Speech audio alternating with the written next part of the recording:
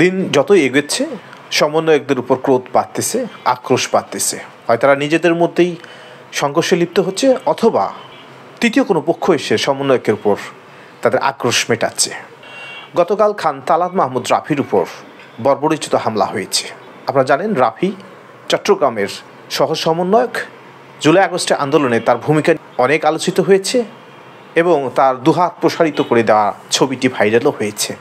আমরা ইতিমধ্যেই জানি চট্টগ্রামে কেন্দ্রীয় কমিটির নির্বাহী সদস্য মোহাম্মদ রাসেল এবং খান তালাত মাহমুদ রাফির দুটি গ্রুপ রয়েছে। প্রায় মাঝে মধ্যে এই দুটি গ্রুপের কথা আমরা শুনতে পাই। এখন আওয়ামী লীগ, ছাত্রলীগ অথবা যুবলীগ সমন্বয়কদের উপর আক্রোশ দেখাবে, এটাই স্বাভাবিক। কিন্তু এই মুহূর্তে আওয়ামী লীগ বা ছাত্রলীগ, যুবলীগ কেউ রাজনৈতিক ময়দানে নেই। তাহলে আক্রমণগুলো করতেছে কে? বেশ কিছুদিন আগে মুখ্য সংগঠক হান্নান মাসুদ আক্রমণের শিকার হয়েছিলেন। যদিও হান্নান মাসুদ বিষয়টা চেপে গিয়েছেন, উনি মামলা করেননি, কারণ উনি বৈষম্যবিরোধী কেন্দ্রীয় ছাত্র নেতা, সংগঠনের মুখ্য সংগঠক। সুতরাং একটা ইজ্জতের ব্যাপার। কী ঘটেছিল চট্টগ্রামে আমরা পুরোপুরি মিডিয়ার মাধ্যমে জানতেও পাইনি। তবে ওই ঘটনাকে কেন্দ্র করে ডট গ্রুপ নামক একটা গ্রুপকে টেনে আনা হয়েছে। এখন প্রকৃতপক্ষে এই ডট গ্রুপেই দায়ী, না বৈষম্যবিরোধী ছাত্র নেতাদের আভ্যন্তরীণ কোন্দলের ফলে এটি হয়েছে? বিষয়টা একদম ক্লিয়ার না।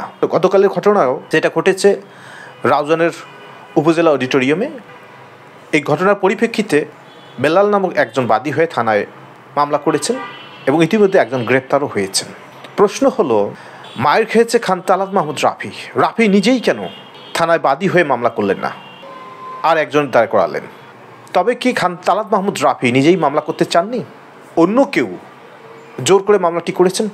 রাউজানে যে এলাকাটিতে ঘটনাটি ঘটেছে, এখানে ABM ফজলে করিম চৌধুরীর একটা ঘাঁটি, আওয়ামী লীগের ঘাঁটি। অনেকেই এই ফজলে করিম চৌধুরীর কর্মীদের উল্লেখ করেছে যে তারাই ঘটনাটি ঘটিয়েছে। এখন সারা বাংলাদেশ ব্যাপী যে সংঘর্ষগুলো হচ্ছে বা নিজেদের মধ্যে মারপিট হচ্ছে, সবসময় তাদের একটা টেন্ডেন্সি ছাত্রলীগ বা যুবলীগকে টেনে আনা বা আওয়ামী লীগকে টেনে আনা। আজও কেন্দ্রীয় কার্যালয়ে মারামারি হয়েছে, সংঘর্ষ হয়েছে। হাসানাত আবদুল্লার কাছে একটি গ্রুপ গিয়েছে এবং তার কাছে অভিযোগ জানিয়েছে। এই যে সারা বাংলাদেশ ব্যাপী ঘটনাগুলো ঘটতেছে, তৃতীয় কোনো পক্ষ ঘটাতেই পারে, কিন্তু যদি তৃতীয় কোনো পক্ষ ঘটায়, কিছুদিন আগে ঘটে যাওয়া ঘটনায় হান্নান মাসুদ কেন মামলা করলো না? মামলা করে হামলাকারীদের তো আইনের আওতায় নিতে পারতেন, উনি মামলাই করেননি। এর পিছনে রহস্যটা কি?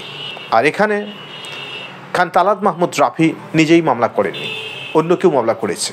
বিষয়টা একটু গোলমেলে। যতই গোলমেলে হোক না কেন, যতই দিন এগোচ্ছে এটা প্রকাশ্যে চলে আসতেছে।